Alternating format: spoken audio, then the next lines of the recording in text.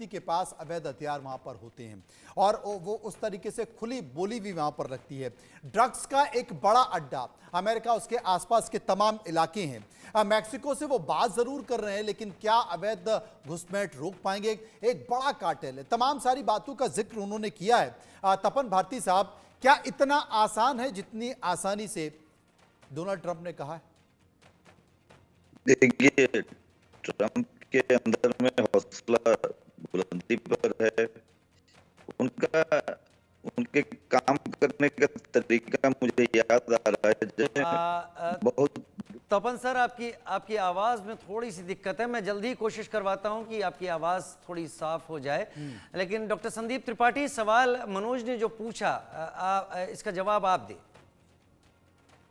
क्या सवाल थोड़ा सा दोहराएंगे क्या? सवाल यह है कि जितनी आसानी से डोनाल्ड ट्रंप अपने भाषण में इस बात का जिक्र कर रहे थे, वो कह रहे थे अवैध प्रवासियों को रोकना, ड्रग की तस्करी को खत्म करना, अवैध हथियारों को खत्म करना और एक साफ सुथरी व्यवस्था बनाना, लॉ एंड ऑर्डर ठीक करना, इतना आसान तब, जबकि अभी अमेरिका में ये तमाम चीजें अपने चरम पर हैं।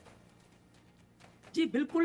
मैं हमेशा ट्रंप को बहुत ही स्मार्ट पॉलिटिशियन और बहुत ही आप कह सकते हैं कि एक बोल्ड लीडर हैं। उनकी पहचान अपने आप में बहुत ही आक्रामकता की रही है और उनकी आक्रामकता का आप इस बात को आप अंदाजा लगा सकते हैं कि उनके आने से पहले ही देखिए कि जो इजराइल और हमास के बीच में जो समझौता हुआ और जो हॉस्टेज रिलीज हुए, वो कहीं ना कहीं इस बात का संकेत है कि वो उनका पूरा ध्यान है कि अमेरिका का जो क्रिमिनल इकोसिस्टम बन गया था अमेरिका के अंदर, तो उसको ठीक वो करेंगे। और सबसे पहले इंपॉर्टेंट ये है कि जो उन्होंने कहा था कि मास डिपोर्टेशन होगा, जो अवैध प्रवासी है इमिग्रेंट से, उनको हम बाहर करेंगे। देखिए, सेंट्रल अमेरिका के जो छोटे छोटे देश हैं वो सोर्स हैं इलीगल माइग्रेशन की। इलीगल माइग्रेशन भारत से नहीं होता, इलीगल माइग्रेशन और किसी देश से सबसे इलीगल जो माइग्रेशन हो रहा है वहां पर, उसके नेबर कंट्री के वहां से हो रहा है। इसलिए मैक्सिको पर उनकी बहुत कड़ी नजर है। उन्होंने कहा कि हम यहाँ पर वॉल बनाएंगे और मैक्सिको को टारगेट किया है और यही कारण सेंट्रल अमेरिका के कई कंट्री को उन्होंने टारगेट किया है। तो उनका पूरा ध्यान इस बात को लेकर है कि जो अमेरिका सिविल सोसाइटी के रूप में जाना जाता है, जिस अमेरिका में डेमोक्रेसी, लिबर्टी, इक्वलिटी की बात होती है, सबसे पहले उसका इकोसिस्टम ठीक करना है, इसके बाद दुनिया को ठीक करना है। तो ट्रंप का ध्यान डोमेस्टिक पॉलिटिक्स पर इस बार ज्यादा है।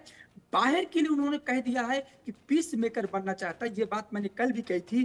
ट्रंप का पूरा ध्यान है कि उनको नोबेल शांति का नोबेल पुरस्कार मिले और इस बात के लिए प्रयास में हैं और उनमें वो क्षमता भी है।